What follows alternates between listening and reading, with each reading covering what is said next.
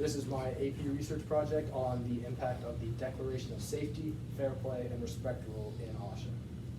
So for an introduction, hockey is currently the third most popular sport in the world with around 2 billion fans all over the globe. And also, hockey is considered a very brutal and violent sport. According to Brian Resnick, boys high school hockey is ranked as the third most dangerous high school sport, averaging approximately 2.34 injuries for every 1,000 athletic exposures.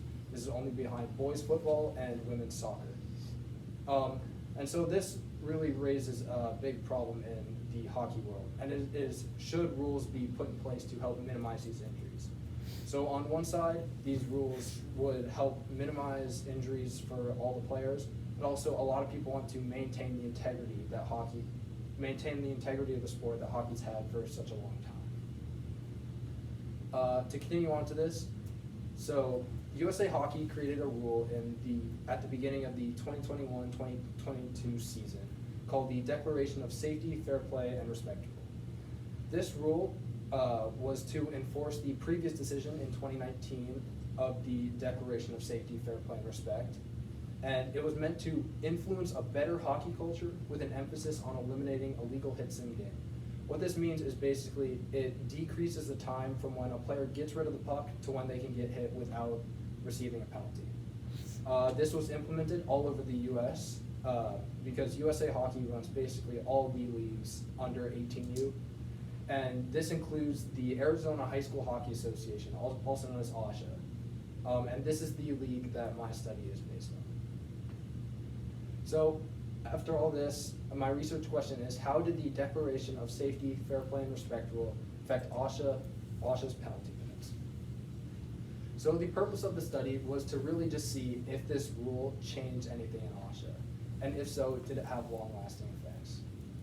I also want to see if these penalties make the game safer, or does this simply create a placebo effect of people putting in new rules but not actually doing anything? Personally, that's what I believe. I don't think this rule did much prior to going into this research, and I think that this rule was practically useless after maybe the first few months. So for my literature review, by far the biggest chunk of literature that I found was in the NHL, the National Hockey League. It's the most professional league in the world, and there were a lot of things that I found on it. Mainly was that the fans, players, and coaches really like the aggression of hockey. As they're older, they've been around longer, they've seen the violent nature of the game, and they enjoy it. And one thing that I found was a quote from a junior league coach that said, "If you don't want violence, you should take up a sport like knitting." However, I also found a lot of studies that looked at brain injuries and concussions for checking in hockey, and it found that the most frequented sites of concussions are located around the right ear, suggesting sideways impacts, aka checking. And like I said, this is a lot more data than any other league like the juniors, college, or minor leagues. And also, there was some information on checking youth hockey. This is a lot more similar to what I researched, and it was very difficult to gauge exactly what it studied because there are leagues all the way from 4-year-olds up to 18-year-olds, and there are many different skill levels, especially in OSHA, there's JV, D3, D2, and D1, with D1 being the best and JV being the worst. So it's very hard to make a rule implemented for all those that suits all those needs. However, to add on to this, a study in Canada noted about a 300% increase in injuries and a 365% increase in concussions when checking was allowed. And this study was in children around ages 10 to 12. So this is very young compared to what I'll be studying, which is around 14 to 18-year-olds. So even at this very young age, checking has extreme significance in injuries. And also another very broad thing that I found was that the underreporting of concussions is a very big thing in hockey. And that coaches, they see their players get injured, they're like, oh, you're fine, you can go back on the ice. And that just leads to them, it's a snowball effect really, of them just keep getting hurt more and more. And so for my research, for my methodology, I utilized OSHA's website in order to access all of the penalty minutes on there.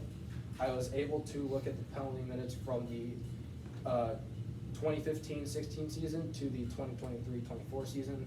I was unable to find the penalty minutes for the 2014-15 season as they were unavailable.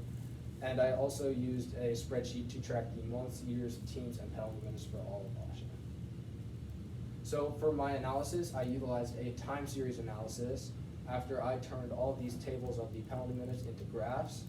The time series analysis is a way of analyzing all this data over a period of time and depicting all the change that happened. So I plotted this data over different time intervals, one of which was the entire period of OSHA, one was before the rule, one was after the rule. I plotted the lines of best fit, I found the R values of them, and other information. So for my findings, this is the first graph. This one is all 44 months that OSHA was in session for these years. It has an R value of -0.4, and on average, the amount of penalties per game decreased by 0.0905 per month.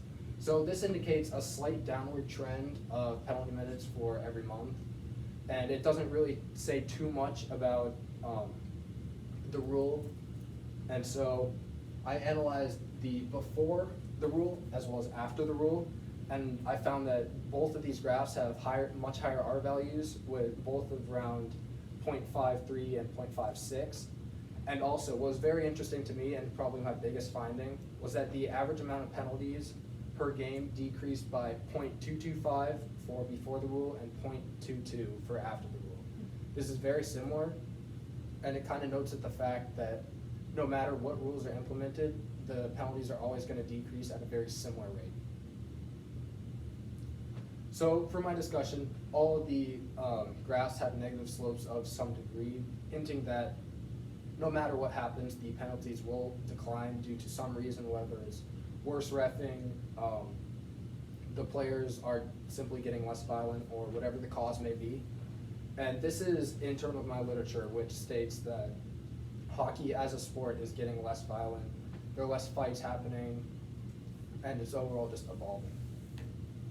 And so this Declaration of Safety, Fair Play, and Respect rule, it aims to solve this problem, specifically the problem with more lenient referees, and basically holding them to a standard to where they need to call certain penalties that weren't being called before. This rule seems to have done very well in the short term, as there was a pretty big spike from right before the rule to after. And to me, it provided some sort of like reset for penalty calling, and where it jumped back up to what it was prior a few years ago. And this jump was very significant. It had an average of 6.79 minutes from the end of the 2019-20 season, which was the very end of when the rule was not in effect, to the start of the 2020-2021 season, which was right when it was implemented. To continue, both the graphs had very similar slopes. They were both negative, and it returned to basically the same as it was after the rule. This makes me really wonder what would happen if this rule weren't implemented. Would it continue at that negative 0.22 slope, or would it flatten out to some sort of horizontal asymptote? Personally, I think that's what would happen, but this would be very interesting in the future to see. And so for my conclusion, my findings show how the rule change in OSHA provided a temporary solution to the declining penalties. It certainly was not a perfect rule, an end-all be-all that's stopped the decline of penalties. However, I think it was a very good shot at stopping this decline. For my limitations, one is that there's not too many years in OSHA. There are other organizations prior to when OSHA was implemented, but I was unable to get access to those.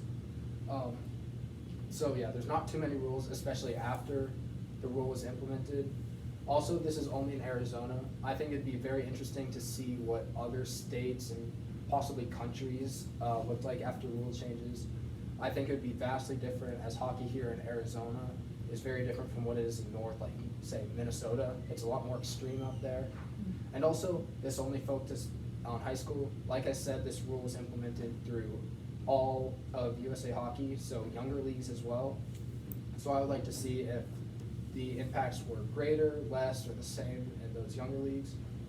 And also, only this one rule is studied. Obviously, there are many rules in hockey and they're constantly changing, so seeing if these effects are similar on many other rules would be interesting. And for future research, I think the easiest thing would be to watch OSHA, as I don't see any sign of it going away soon, and seeing it in future years, seeing if this decline of penalties continues or not. And I feel like that would yield some very interesting research. Thank you.